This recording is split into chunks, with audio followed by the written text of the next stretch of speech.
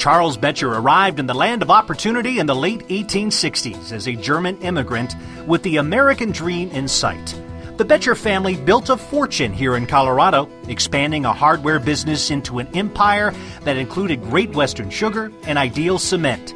And just as their family roots run deep parallel to Colorado's history, the Boettcher Foundation has been investing in downtown Denver since its establishment 75 years ago. Claude Boettcher went to his father, Charles, and sat down with Dad and said, I have one son, and we have made millions of dollars here in Colorado, and we should return our wealth to the citizens of Colorado. So they incorporated in 1937, and since then the foundation has been making grants only in the state of Colorado. It started with a $500 grant to St. Anne's Convalescent Home in 1937.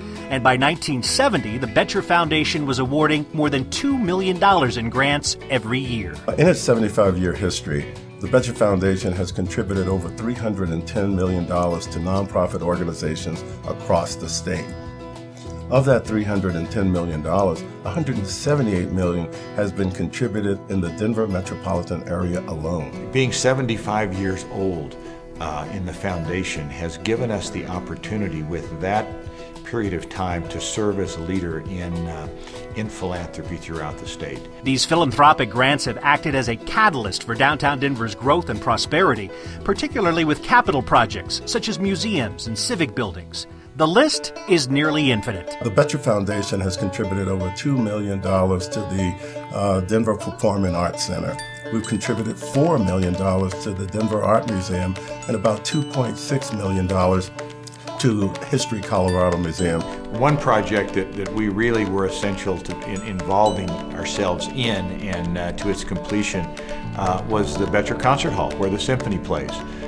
Was something that we decided, the board, prior to my coming to the foundation, that they would like to have a signature building that would be named after the Boettcher family. In addition to their visible support of arts and culture, the Boettcher Foundation has invested in other long-term initiatives as well, including biomedical research, education, and countless social needs. And taking what I would call probably a patient and innovative approach, investing in things that were going to be long-term, trying to address homelessness by giving grants to Urban Peak and Denver's Road Home, and then also supporting the cultural institutions like the Symphony and the Performing Arts Center, but also the Denver Art Museum, the Biennial, and then most recently the Civic Center Conservancy, as well as the rehabilitation of the Nichols Building. And these are all the institutions that are really anchors for downtown. Claude and Edna Boettcher left their estate, including their ornately decorated mansion, the heart of their family life for 35 years, to the foundation. The home was then donated to the state of Colorado to serve as the governor's residence as a tribute to the family. And they thought that it would be a perfect spot for the governor to live and to be able to entertain all the dignitaries that would come to Colorado, but also to entertain the people of Colorado, to really have a place that's Colorado's home that people all over the state could be proud of. It's safe to say that without the Boettcher Foundation's generous contributions over the years, downtown Denver would not be the same.